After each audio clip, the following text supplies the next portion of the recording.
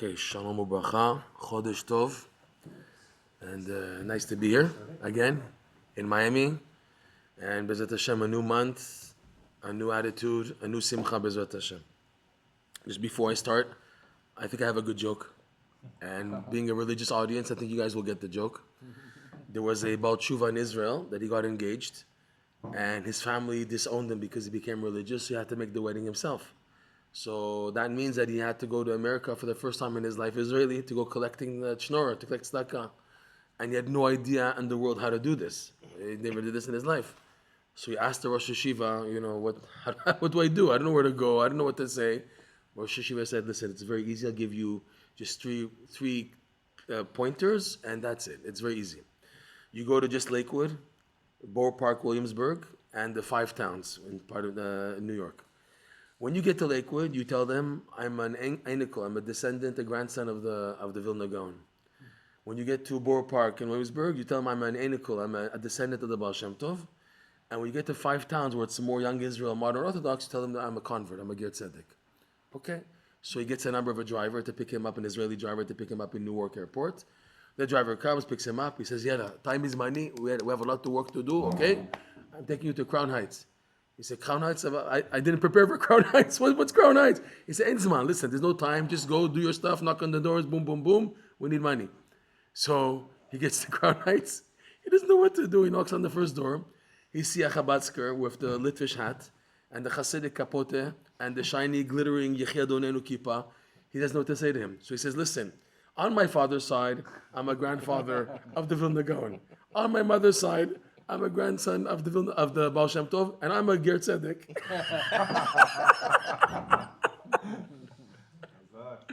Okay? We have to be b'simcha, and we have to tell a lot of jokes, and enough about being serious, and pain is gain, and no pain, no gain, and it's part of the picture, yes, but the main thing today is simcha, because the Sitra, the main way he attacks people, and he gets people is through worry, and stress, and depression. Atzvut, Da'aga umara shchora, the 3 areas that the evil one attacks. Mara shchora is, in the little translation, is black bile, because the Rambam's theory still proves true that the body has arba marot, 4 types of blood cells. There's white, red, green, and black. Black is dangerous. Black is produced by the tchol, by the spleen. It's a seed of depression. It causes the person to have that negativity. Okay, so we have to fight that with a super dose of simcha. Okay, atzvut, we know what that is, sadness, depression, and da'aga's worries that lead to all these things. And a person has to do everything to get out of that scenario, because there's no mitzvah at all whatsoever to be in those 3. And now you might want to identify with, pain, suffering, Holocaust Day, what happened October 7th, and this person lost a relative, and this and that, and it will bring you down, but that bringing you down is not a mitzvah. You got to get out ASAP to maintain a positive attitude. That's the only way to get out. Like the Prophet says, Ki besimcha tetzeu, that with joy, that's how you get out. The only way to get out when you're stuck is through simcha. That's what the pasuk is saying. Ki besimcha tetzeu. Not with joy, through joy, you will get out. Get out of what? Out of anything that you're stuck on. Okay? Bezrat Hashem. We're going to just go into ideas of Rebbe Nachman's Likutey Moharan, lesson 24, showing where it leads to, and where it leads to understand how to properly decipher the test that is a result of what he mentions. He starts off in this lesson by saying, like we mentioned, that simcha in doing a mitzvah is the catalyst, is what pushes a person forward in life. Okay? There's a beautiful Rabbeinu Bachye on Parshat Naso, where he on the psukim talking about the work of the Leviim. It says they have avodat avodah and avodat masa, that the Leviim had a work for another work and a work for carrying. They had to schlep. That's not to talk degrading to the Mishkan. They had to carry the parts of the holy Mishkan on them. Okay, but they had also avodat avodah. Rashi says, what's avodat avodah? The musical instruments that the Leviim played on behalf of the avodah of the Kohanim in the Beit HaMikdash. So there's a very long Rabbeinu Bachye on Parshat Naso, where he shows that from the wording that it says avodat avodah, and both refer to mitzvot, So it comes to teach, he proves there, and that's long Rabbeinu Bache, that this thing applies to the entire Torah. What? That every mitzvah has an avodah to it. What's the avodah? There's a mitzvah. Tefillin, Yom Kippur, Shabbat, the avodah of the korbanot, okay? If now those mitzvot are done b'simcha, it's a second mitzvah. It's a new ball game. It's one thing I put on tefillin, okay. I got the mitzvah for tefillin. Kept Shabbat, Yom Kippur, Shofar, okay, tzedakah, fine. When you do it b'simcha, it's now a new level. It's a totally new level. It's a second mitzvah. This, Rav Nachman writes, this is the key. The key is to get to the simcha behind the mitzvah. He says, in fact, it's scary to say this, but Rav Nachman, he writes this. He says, the simcha hiding behind the mitzvah is even greater than the mitzvah itself. Go tell that to a Litvak, okay? That you have the mitzvah. You see, it's brought down. Thank you. Baruch Hashem. There's the mitzvah itself, and the simcha hiding behind the mitzvah. What's the thing here? That this simcha is unique to the mitzvah. You won't get it by partying and pubbing and going out. You won't get that simcha. The true simcha, which is an eternal connection. Once it's done, it's yours forever. A bracha, a guy said in 1978, October 14th at 5:16 in the morning, he said on the Tet Yadayim, it's his forever. That's it. It's never lost. It's his forever. Okay? It's an eternal bond, which means I have every right to be happy forever for every mitzvah that I did, because that's the one thing I'm taking with me, and it's eternal. The Club Med, the Maui, the having fun, it comes and goes. It came by and then it left. But the mitzvah is etched. No one can take it away. Okay, no one can take it away. Nothing. That's the power of the mitzvah, Baruch Hashem. Okay? And a reminder, what it says in Parshat Kitavo, that all the 98 klalot, you have their 98 curses, terrible things, eating the children, disgusting things. And in the middle it says there, all this happens, why? Tachat asher lo avadat Hashem elokecha b'simcha v'tuv levav. All this is happening because you didn't serve Hashem with joy. You would think, the Torah should say, because you don't keep Shabbat, you'll get punishment, you'll eat your kid. It doesn't say that. It says you didn't do the mitzvah b'simcha. The pasuk says that. Tachat asher lo avadat Hashem elokecha b'simcha. Again, it's not a chassidus vort. It's a pasuk.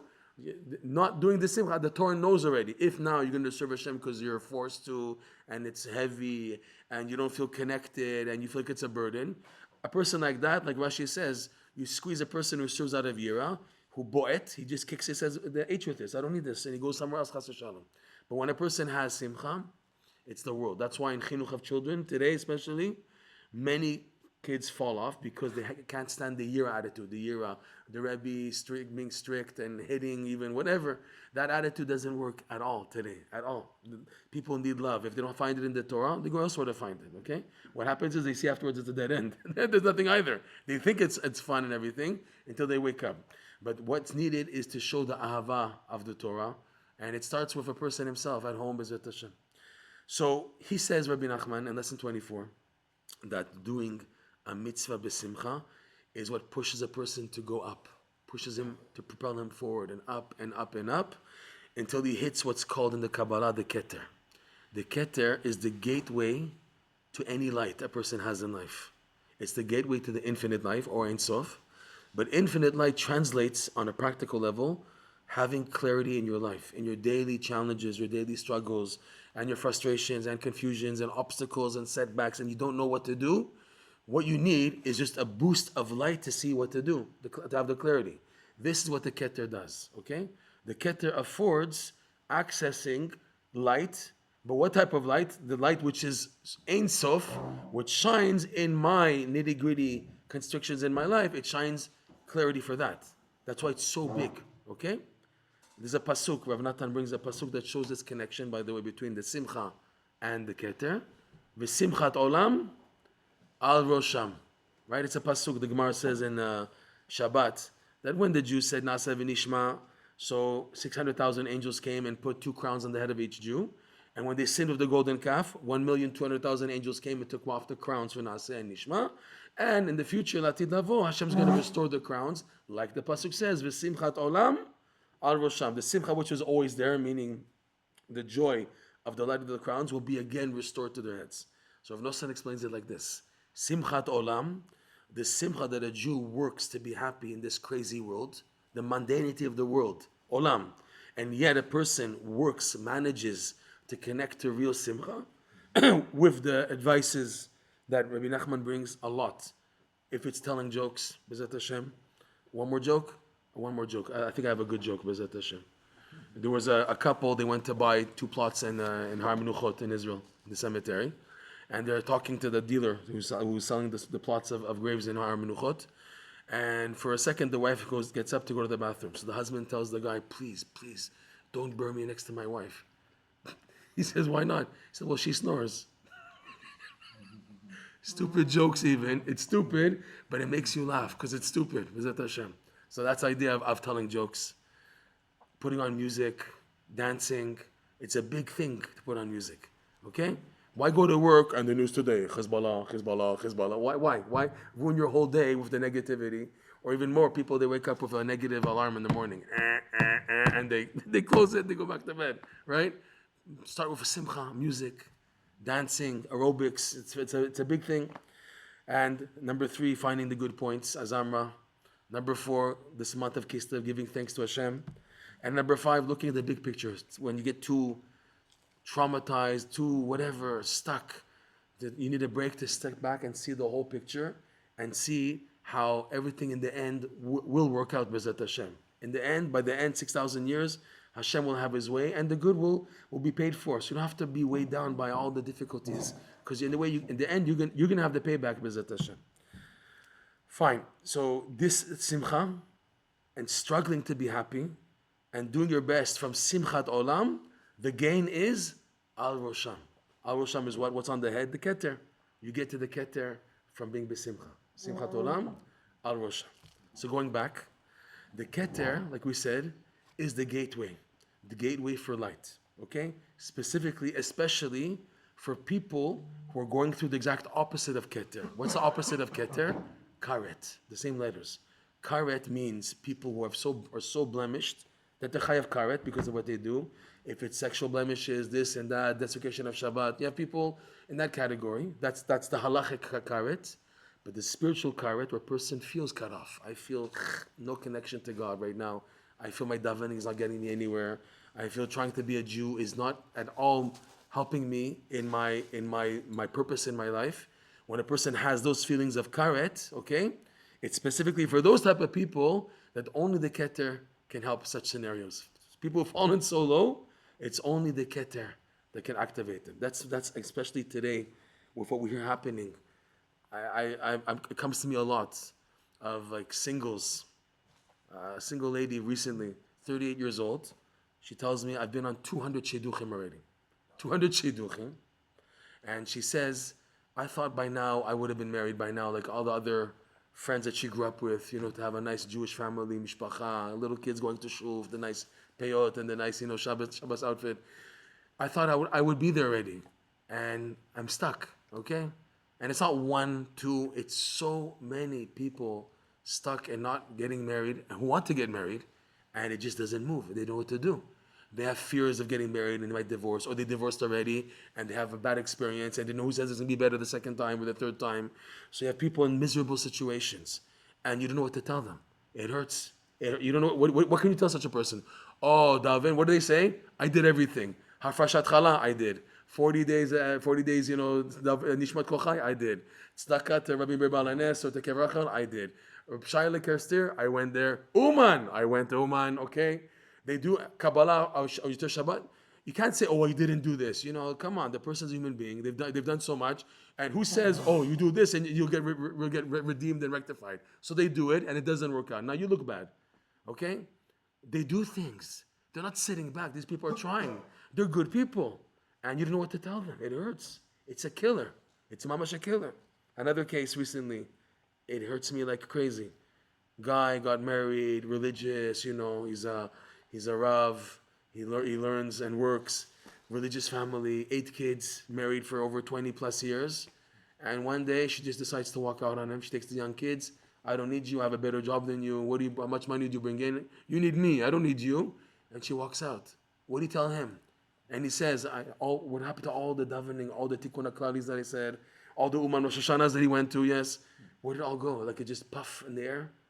What do you tell such people? What in the world can you tell to help such people? Oh, don't worry, it'll be okay. Just keep on davening.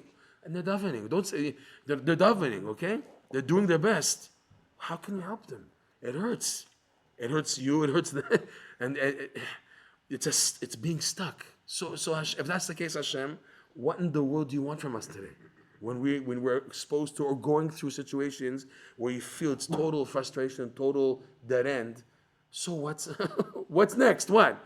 Okay, just keep on going, but they're about to pop, they're about to conk out because they're doing their best and it's not hurting, it's not moving, they're on the verge of giving up already. What to do to help these people? Okay, these are extreme cases. Kol sheken, people are not going through that extreme, but they're having a hard time. They don't know what to do. They're frustrated. You have a mamasha tiskul, a frustration of not knowing what to do. So this is what Rebbe Nachman is telling here, is that you have to access the keter. When people are going through impossible situations, so what's required is to activate a level which is above the impossible. Okay? If it's a technical thing, okay, this is not working out, okay, so let me maybe learn more Torah, maybe understand more, maybe try to get advice from a therapist or a Rav to get clarity, okay.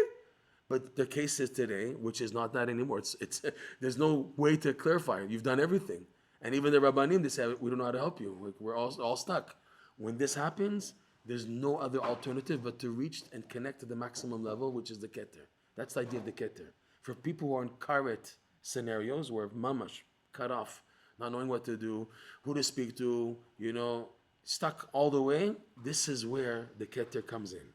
And he teaches Rabbeinu, you want to activate the keter, it starts with simcha, which means that when so pressured, when the push goes to shove, and it's such a pressure, that I force myself to go into the simcha mode where I don't see anything anymore because the pain is great, it's really almost unbearable. And the simcha that's forced from this, due to the pressure, connects me to the keter b'ezrat Hashem. Okay? So this idea, simchat olam al rosham. But Rabbi Nachman teaches the keter doesn't work like you would think. Okay, so it's just a level, and now we reach this level, let's now get to the level and enter the level. The keter, how it works, when a person's on a roll with such simcha, whatever's causing the simcha, if it's a trauma, if it's now that person is trying to build up something to get out of a situation, okay? So when a person reaches the keter, the Zohar says that the keter does what's called a betisha. A betisha is a smash, another smash, a smack, back, a pushback, a setback, a bounce. Okay, why does it do this? So Rishon explains in the Zohar, one of the deepest sections of the Zohar, it's Parshat Noach, page 65a. Mamash, all the commentaries have a difficulty, even Rav Chaim Vital, everyone says every word here is measured, and you can't go to the depth fully of what's mentioned here behind the scenes. But the point is, the betisha is because a person now who's a finite existence and is about to receive exposure to the infinite light, which is infinite, it's not finite, these two can't merge. It's impossible. There's finite and infinite, they're two opposites. How in the world do you expect the infinite to connect to someone who's finite? So what the keter does, it pushes a person back. And that pushback throws the person off course, yes, and puts him that he's not in his right coordinates, right clarity. He's just so messed up, and it's pushing him back to wait. And this process of being pushed back, waiting, not having more clarity, it was already enough that I came from a place to get here, but now they're pushing me back a second time. This allows for the keter to shine into a person from the bounce light, the infinite light. And this infinite light, it comes in a format that's now accessible. The Kabbalah calls this mate vela mate, reaching and not reaching, touching and not touching. That's how it's in and out. You get a flash, it's taken away, but from the reshimu, the impression left, you have clarity and you now know what to do in the daily grind of life. Okay, this is how it works.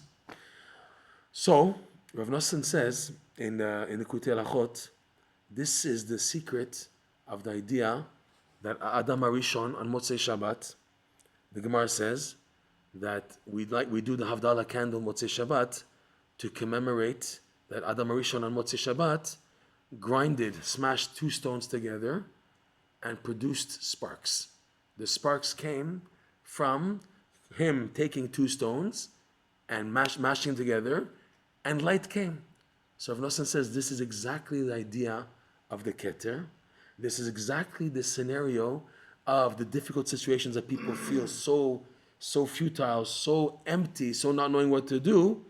And it's dafka, if they pass the test, they somehow are able to get out of this.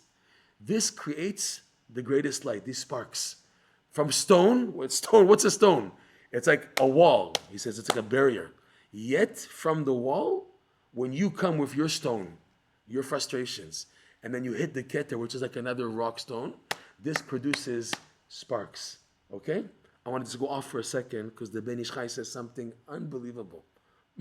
Mamash unbelievable. The Ben Ish Chai quotes the Chida that the idea of couples who are old and they can't reproduce anymore, or people who are barren, why should they have relations? If now no children are going to come out from this physical relationship because he's barren, he's old, she's old, whatever. So why is there still a mitzvah to have children? So he says it's like two stones, have relations, sorry. So he says it's like two stones joining together, but they produce nitzotzot.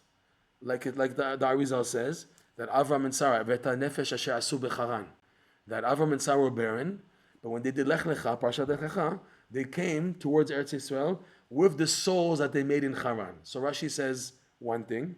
He says these are the converts that Avraham and Sarah made when in Haran coming to Eretz Yisrael. But the Zohar, the Arizal, says something deeper. He says these are the sparks of children of Neshamot, of the converts that Avram and Sarah brought into the world by having their relations. Even though no children were produced, no physical children were produced, but it produced the souls of the future converts in the world. Okay, that's why a convert is called Ben Avram Avinu, Ben Sarah Imenu. It's coming from those initial sparks, okay? So the Chida says that when two couples are like stone, they can't reproduce, come together, they produce sparks, which are neshamot of converts, or by extension, like Rebbe Nachman says in lesson 17, even Baal Tshuva. So the Chida says, the Ben Ish Chai quotes the Chida, he says, this is a phenomena that happens, that people who didn't produce children from their physical relationships, they produce these sparks. These sparks eventually enter converts or Baal Tshuvas, and they make their way in the person's lifetime to meet that person, to meet their father. In other words, the sparks that who became Baal Tshuvas or converts, in their lifetime, they get to meet up with their true parents. That's what the Chida says, the Ben Ish Chai quote, okay? It's an amazing point. So to go back though, the idea of being a rock with what you're going through, being like solid and seeing no hope, no opening, that's like you being an Even, and then facing the keter, which is like another Even, when bashed together, so it produces sparks. Sparks meaning that behind this rock is the greatest light. This person who I spoke about, whose wife just walked out on him, what did I just tell him? I said, what you're going through now in life is because Hashem is something so awesome waiting for you, something that you can't even imagine, something amazing is waiting for you, and the only way to get to it is to this crazy, crazy scenario of you losing your wife, lichora, and walking out on you, breaking you so much. It's not because Hashem hates you and He wants to torture you and He wants to kill you. That's not Hashem's inyan. We said in the class this morning. I'll say it again. And Rav Nosson writes, it can be that the human being, which is so complex and so amazing, with the Ramach Evarim and Shasagidim, and it's so wondrous how humankind works, and the creation by extension, but the idea of pregnancy, birth, a baby growing, becoming a human being, and everything, it can't be that all this was so that a person should just suffer and be miserable. It can't be that all this was that a person should get to depression and sadness and feeling so negative. That can't be the goal of something so amazing. It can't be. So what is the goal? The goal is to begin that Hashem's presence of chesed and love should be available in the world. The thing is, how I'm interpreting the test. The test is severe, yes. It's almost unbearable. But if I pass this test, I'll get to such an unbelievable gem already in this world. Rebbe Nachman comes along and he says, if you want to know the secret how to pass the unbearable tests in life, it's investing in simcha. When you invest in simcha, when you have things more or less going okay, So you're doing a good effort to be in a happy attitude always. What is that for? It's an investment for when getting a smash in life, getting smacked, getting pushed back, that because in your subconscious, you're always trying to work on being positive. When pushed back, you will do the right thing. What is the right thing? Rebbe Nachman teaches, what is the right thing that person does when having this betisha, with this stone, is that a person resorts to the most powerful force in the world, in the creation, in the universe, that exists in a person, and that's the power of Ratzon. In other words, when a person has a major setback, he begins to express his inner Ratzonot. Ribono shel olam. All I did this for was for you. The whole reason why I'm religious and trying to be a Jew, trying to be for you. The only reason I got married is for you. To have kids is for you. To learn Torah, to have a normal life, to get up for more davening, and try to be a Jew. All this was for you. And now you're pushing me back. Hashem, what do you want from me? All I want is you. And when a person so painfully expresses it until the point of tears, this activates what's called the orot hatzachtzachot. In the Kabbalah, the keter, like a physical crown, has 3 sections. Has the bottom rim of the keter, the actual meat chunk of a crown, where you have all the diamonds and jewels, etc., and the top part with the spitzes pointing up. So the Kabbalah teaches the bottom rim is called atik, the middle part is called arichanpin, and the top part, which is the most important part, the most closest proximity to the Ein Sof, is called the tzachtzachot. Orot tzachtzachot, which translates as the lights of splendor. That is the gateway that allows for the infinite light to filter through the keter. That's why they point upwards on a crown, on a physical king. Why does he have the spitzes? To remind the king that there's a God above. That's why he has the spitzes on top of the crown. Okay, and really, it's a connector to this infinite light. So the Zohar says, what's this word? Tzachtzachot. It comes from a pasuk in Isaiah. It talks about in Isaiah the rewards of the tzaddikim in the future, and it says there, "V'hisbia b'tzachtzachot nafshecha," and Hashem will satiate with tzachtzachot your soul. The Zohar gives 2 interpretations on this pasuk. V'hisbia b'tzachtzachot nafshecha. Explanation number 1: Hashem will satisfy b'tzachtzachot nafshecha, the soul which is parched, dry. Tzacha. Tzacha means to be parched, dried up, no liquid left. And the person, all he has is just retzonot to express. So Hashem will satiate the soul that has been dried up and parched. He will satiate. That's one explanation, the Zohar says. The second explanation, that Hashem will satiate the nefesh with tzachtzachot, meaning this high light, tzacha, milashon tzach ve'adom, something which is pure, unadulterated light. Okay? The Zohar says it means both, 2 opposites. The tzacha, the one who's thirsty and parched, and being satisfied with light, are both in the same word, tzachtzachot. And Rabbeinu comes along, and he shows it's basically 2 which are 1. How is it? That when I get smashed in life, and then I do the right thing, which is to express my inner desire, to articulate, to enunciate, to cry about what's really inside of me, this tzacha of being parched and dried up, causing me to express what's really in my heart, accesses to me the orot tzachtzachot, the light of the tzachtzachot, which is this light that I need, the infinite light, to infiltrate and to shine clarity in my daily challenges that are just finished, right? But to do this, to be able to do the right thing when being tested, it's dependent on how much you work on being besimcha. Simchat olam, al rosham. You get to the keter by working on simcha. In other words, your direction is, how am I going to make it? How am I going to do it? What's the next level? No, don't look there. Look on building a happy attitude, because this itself, by itself, will bring you up. Plus, when being tested, your subconscious will go into the ratzon mode, which is the positive attitude, which is a result from working on besimcha, as opposed to many people in the world where they just give up and drop everything when faced with major tests after having positive ambitions and good goals, and they get smashed by the keter. So they don't turn to ratzon mode; they turn into yeush on the spot. Who are the people who are able to express what's in their heart? Only the people who are trying to be happy. The people who are trying to be happy, the ratzon comes out of that. In Uman once, Rav Levi Yitzhak Bender, he met up with another Breslover. We're talking like over 100 years ago.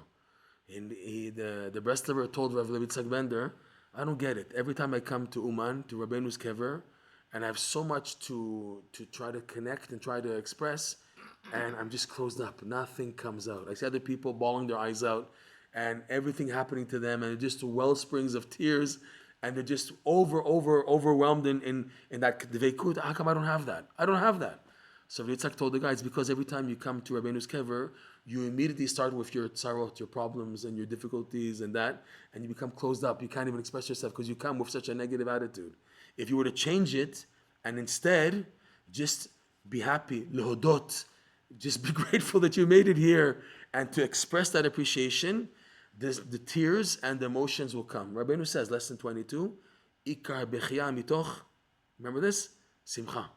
Main crying comes out of joy. Like the pasuk says, B'shimcha yegilun kol hayom. In your name, we will rejoice all day long. Rashi tevot, B'shimcha is bet, yegilun yud, kol kaf, hayom hey, bechia.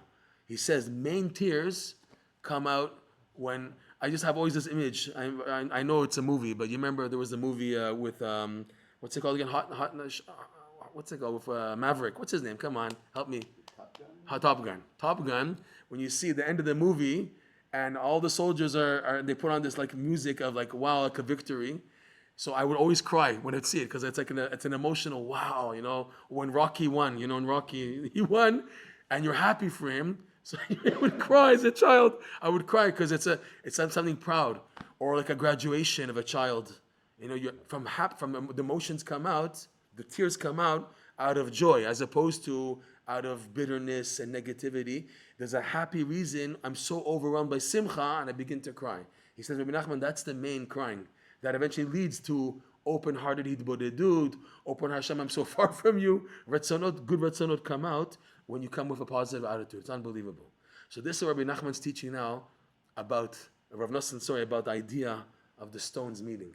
Okay, you have your stone and the stone of the keter. When they smash, sparks are produced. But when they do the job right, in other words, they smash together, and the person doesn't just bounce back. Okay, it's finished. The stones stay together. Even though I'm bounced back, I'm still here. I'm not budging. I'm doing the right thing, which is expressing my ritzonot, allowing me to access the orot hatzachtzachot, which are the sparks created. Okay, this is similar also to another statement from the Zohar. The Zohar says, de la shalta be nura mevateshin la.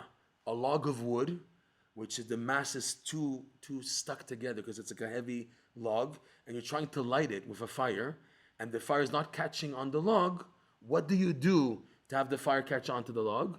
You cut up the log into smaller pieces, and by being small, it's not one big mass unit. There's room for the fire to catch on and to burn.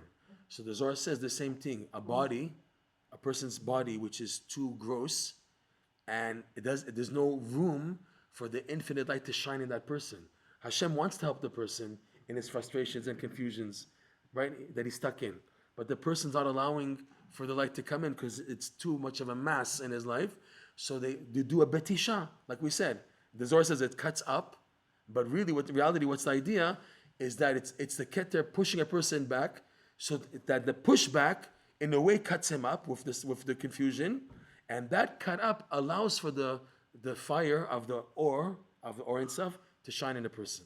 The Zohar says, by the way, on this passage, it says that Rosh Yeshiva, Reish Metifta, the soul of a Rosh Yeshiva, is the one who came down to this world to tell Rabbi Shimon Bar Yochai this one secret. He came down to reveal to Rabbi Shimon Bar Yochai this idea of why tzaddikim suffer, tzaddikim beralo. Why do good people suffer? And he said this is the reason. Because a log of wood that you can't shine the light into it, the light of the neshama, the light of kedusha can't get into it, so it has to be cut up. So the Zohar says, when Rabbi Shimon Bar Yochai heard this, he fell to the ground, he kissed the pebbles, and he said like what a guy would say in Yiddish, he said like, Gewalt! He said, oh my God. He said like a very interesting expression in the Zohar there. He said a word twice out of like just being overwhelmed. He said, I was carrying this question bothering me for years. Rabbi Shimon Bar Yochai said this about himself. For years, this was bothering me. Why tzaddikim suffer? And now what was bothering me for over like 20, 30 years, you come along, this neshama from another world, and tell me the secret. I'm totally grateful. And what's the idea, the secret here? That the secret to have light in life is you have to have a betisha. But the betisha is not a betisha, the pushback is not a negative thing.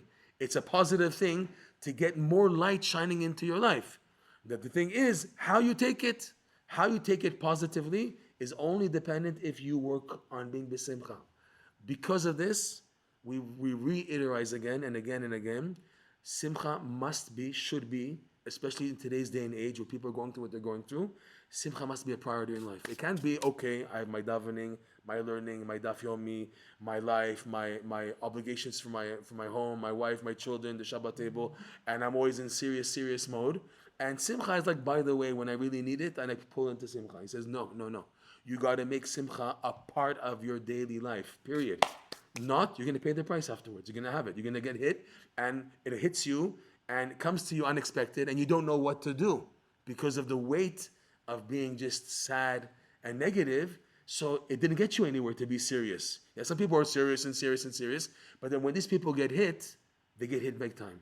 Rav Nosson, in one of his early letters, he has a book of his letters, letter 40-something, he writes to his son like this: and if you see other quote-unquote Breslov Hasidim, students of Rebbe Nachman, who walk around with a serious face, don't learn from them. Because I received from Rebbe Nachman otherwise, that we have to have a happy countenance, we have to be besimcha and work on it. That's the main area. And you see other big tzaddikim that they're not happy, that they're serious, don't learn from that. That's not to be learned from, okay? The thing is, yes, to have a positive attitude and a sameach attitude, and it's contagious, and it gets things moving. Ki besimcha tetzeu. B'ezrat Hashem. All right. So we have a gift for everybody here who wasn't here this morning. Would you mind thinking that? We have a nice little gift for everybody. 2 happy, smiley magnets to keep you smiling. Whether you're at work, whether you're at home, on the fridge. Yeah, I'll give it to this guy here. Okay. Monsieur Baruch, c'est pour vous. Voilà. All right. One is a sticker, one is a magnet. Okay. When you have a chance, later on, you have a QR code on the magnet and the sticker. What is this QR code? I will explain.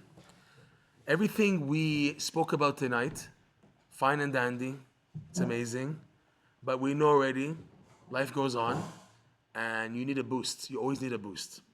You need a boost. We could speak about being happy and telling jokes, but we all know that the galut is so heavy. Like after speaking about it and having an enthusiastic class and everything, we crash again. There's a rule in the Gemara, ein chavush matir et atzmo. Someone in jail can't free himself, which is why we need a tzaddik in our life. We need a tzaddik, someone who's always there as a shining light, that he's actually made it. He's made it through. So because he's made it through, he can help us in our personal struggles. We need a tzaddik to shine this light of simcha and encouragement to keep on going in this derech. Rebbe Nachman is a very unique tzaddik, very unique, in that even after his passing of over 200 years ago, his teachings continue to inflame people with a fire that is simply not found anywhere else in the Torah world. Proof? Go take a look. Go take a look to Ramchal followers, Graniks, or other Baal Shem Tov followers, or Mekubalim and everything. Everybody's serious. Everybody's going through what they're going through. And yet Rebbe Nachman has this capacity to inflame people with such a fire that you won't find it everywhere else. Proof? Go take a look. You won't see this fire anywhere else. Something special, unique, that after his passing, it's like he knows me inside out. He knows me well. And it's exactly what I'm going through in life, exactly what I need to hear, okay? How Rabbi Nachman's teachings work, by the way, they're all amazing, they're all inspiring, but the more you dig on a specific item, a specific lesson, the more you activate it super duper. Even though this is true for everything in life, all the people who do Eastern meditations, and even in the Torah, the more you learn Torah, the more you learn something, the more you believe in it, the more you try to connect to it, you do activate it. But the rate that it happens in Rebbe Nachman's teachings is like multiplied by 20,000. You're on like speed in connecting and activating this lesson. It's totally phenomenal, okay? There are 18 rules in learning Likutey Moharan in depth. One of them is this rule, that the more you touch the lesson, the more you connect to it, the more you activate it in your life. Now, touching the lesson involves a few things. It's number one, learning the lesson. Number two, believing in it. Number three, connecting to it. And most importantly, davening about it. For this reason, Rebbe Nachman hinted to his main disciple, Rav Nosson, to write one of the most awesome books in the world today. It's called Likutey Tfilot in Hebrew. It's been translated as the 50th Gate. Rav Nosson's prayers are totally unique. And that's another thing you can compare. Compare these prayers to any other prayer book, and you'll see as soon as you open the prayers, he's also talking directly to you, expressing yourself better than you can in your own words. Sometimes you feel embarrassed. Your hitbodedut is like here, and these prayers are over here. So what's going on? So should I just read the prayers and not read hitbodedut? No. Rather, the prayers are so intense and moving, they're meant to get your motor running, to get you to start talking to Hashem in your own words, B'ezrat Hashem. The goal is your own words, yes, because that's coming from your essence, your ratzon, okay? But you need this boost of Rav Nosson's prayers. So Rav Nosson wrote prayers on the lessons of Rabbi Nachman's Likutey Moharan. In our case here, this QR code leads to lesson 24. We made a tree link. A tree link is something brand new, came from Australia, where it's like better than a website, I think. It's just quick buttons. Button, boom, boom, boom, boom, boom. Whatever you need to get to on one page. Sometimes you don't even have to leave the page. We're over 3 years working on this lesson. 3 years. I'm a bit nuts in doing it, but I believe so much in this lesson, 24, and the far ramifications of what Simcha can do. Even though Likutey Moharan is humongous and there's so much out there, but this point of Simcha, personally, what I'm going through, and hearing and seeing what other people are going through, everybody needs this message of activating Simcha and learning where it leads to. It's one thing to have a lesson on Simcha, but to show you the totzaot, the results of what Simcha can get you, and open doors, basically any door, that people need to hear today, I think, more than anything else. So, when you have a chance to take a look at this QR code, we have everything there. The actual lesson, Likutey Moharan, the actual big lesson itself. Everything we spoke about today is culled from this lesson, Likutey Moharan 24. You have there, thanks to the graciousness of the BRI, a PDF file of the whole lesson 24 in English with Rav Chaim Kramer's notes and commentary. You have there, this is the real deal, the 40-day challenge. What we've done is arranged Rav Nosson's prayer on this lesson 24 and his abridged Likutey Moharan version. Rebbe Nachman also told him to write a practical points format of lesson 20, of all the lessons of Likutey Moharan. So we've taken 8 paragraphs of lesson 24 that Rav Nosson wrote in short format, just the practical points that come with the lesson. Together, a format, a challenge of 40 days. What's the challenge? That after 40 days of getting involved in the lesson, and it doesn't take so much time, it's like a minute, 2 minutes a day, just reading it, articulating the lesson, the part of the lesson or the prayer, seeing after 40 days a noticeable change. It's true, 40 days is crazy. You're going to go through all these crazy things, okay? But consistency does the job. Consistency, getting back up and continuing, it leaves its mark in that person's life. People are consistent in something, they eat the results afterwards, right? How does the pasuk go? Haloch yelech uvacho, nose meshech hazara, boyavo berino nose alumatov. Okay, the person who goes, haloch yelech, he's going, he's struggling, and he's crying, okay? Nose meshech hazara, he's carrying the weight of the plow for the field to sow the seeds. Such a person who keeps on going with the consistency, even though it's difficult and he's crying, but he keeps on going, he gets the payback. He comes back with joy. He's carrying out the baskets of the produce. That's how it is in life. Is that you just consistency, even if you're dead and you're like, just keep on going, then you see the results afterwards. So we have this 40-day challenge. It can be done with any lesson in the Likutey Moharan, but since nobody's doing it, and I'm on lesson 24, I think sharing with the world how to do this is absolutely phenomenal. Besides that, on audio, without exaggeration, 480 classes on just one lesson 24. And the classes range from 10 minutes to 90 minutes. On what? On every possible bit of information in Breslov literature connected to this lesson. If it's the actual Likutey Moharan, where we go super slowly and opening up every pasuk, every line that Rebbe Nachman's bringing, every source. We go all the way to show what is he actually trying to tell us. What is he saying here? Okay? If it's now examining why does he change his word, why do he say like this and then change it, we go into everything. We try to leave no stone unturned. So that's Likutey Moharan. Then we go into Rav Noson's Likutey Halachot, which is phenomenal. Likutey Halachot, when you learn it slowly and carefully and also open up the sources, you see a totally different book. It's not the same Likutey Halachot. People like learning Likutey Halachot fast. Rav Shmuel Shapira, he told his children that Likutey Halachot is a book to learn even fast, because the light it gives you the koach to keep on going in life. So that's when you learn it fast. Just imagine now taking it a little paragraph, piece by piece, and going into it. It's a different book. It's a book that you've never seen in your life. It's mamash like Rav Noson said. Rav Noson once said that they say the book Shla HaKadosh is the entrance to Gan Eden. And he said, but my Likutey Halachot is the Gan Eden itself. He said about his Likutey Halachot that this book is literally the Gan Eden. If anyone who's tasted it will begin to see that this book is Gan Eden, and it's very important that a person to have a daily schedule in Likutey Halachot. They would say in Breslov like this: Kol hashoneh halachot bechol yom, muvtach lo shu ben olam haba. Anyone who learns halacha every day, so the Breslovers would add Kol hashoneh Likutey Halachot bechol yom. All those who learn Likutey Halachot every day, muvtach lo shu ben olam haba. Okay. So we have classes on Likutey Halachot. We also did something brand new this year, which is phenomenal. The Rav Chaim Kramer, he traces which letters Rav Nosson wrote to his son or other people while he was learning a specific lesson in the Likutey Moharan.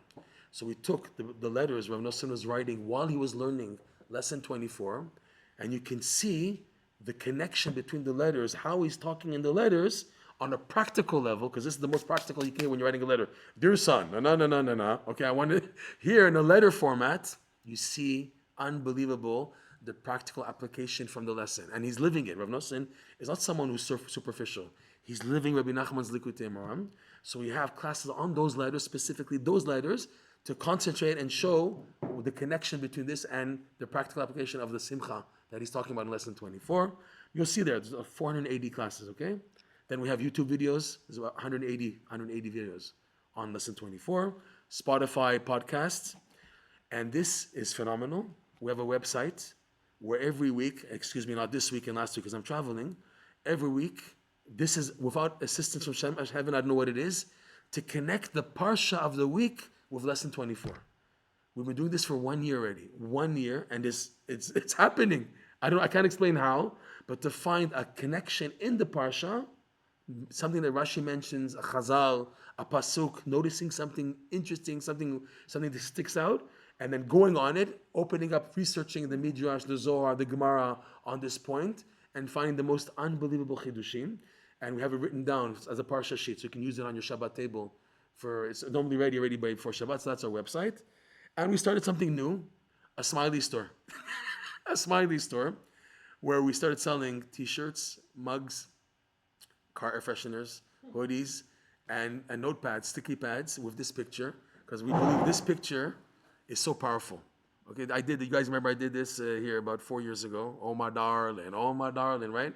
So this really conquered a lot of people's hearts in activating Simcha.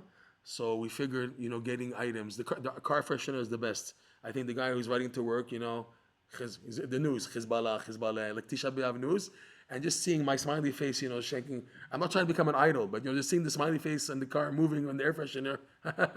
He's listening to Hezbollah, Tisha B'Av. It's like back and forth. Atzvut Simcha. That's my favorite, is the air freshener. Okay, and finally, your support is appreciated. B'ezrat Hashem, we have a lot of expenses in coming here. It's not cheap to come to America, and to do what we're doing is like a full-time job, researching all these farm, and then recording, posting classes like 8 hours a day, basically. And we're a nonprofit, so your support is appreciated. You have the final button there, or you can go to donate.breslovtherapy.com. Thank you very much. And I think Michael Ben Melech wants to add some words. Yeah, you can add something about what we spoke about. Yeah. Thank you. I just was about blown away.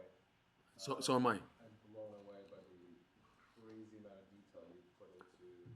It's a lot of work. It's a lot of It's 3 years a lot of work, and in fact, I think you're the only person in the world at this point doing this something this deep into one chapter. and trying to get it to people, even American standards, to get it that even simple people can connect to it. That's the idea. That someone who knows nothing about Breslov can actually get into this light, to get in this Breslov light. Yeah. You don't want anything? You said you wanted this out? Oh, man. No. I spoke to you about this. I guess he's blown away, so I forgot. No, the idea definitely, based on that, I mean, the idea of helping to support this, I think is amazing. Thank you very much. And I'm more blown away now because I'm really analyzing as we go through all this, and it's just like, it's mind-boggling. When you look at it slowly, you begin to see how powerful this is, B'ezrat Hashem. All right. Thank you, guys. Have a beautiful Chanukah. May the light of Chanukah shine. The light of the infinite light. I think you're on time. One time. 1 second. Let's close this. Thank you. Thank you so much. 1 second. Let's close here also. Where are we? Here. One thing I'll send you.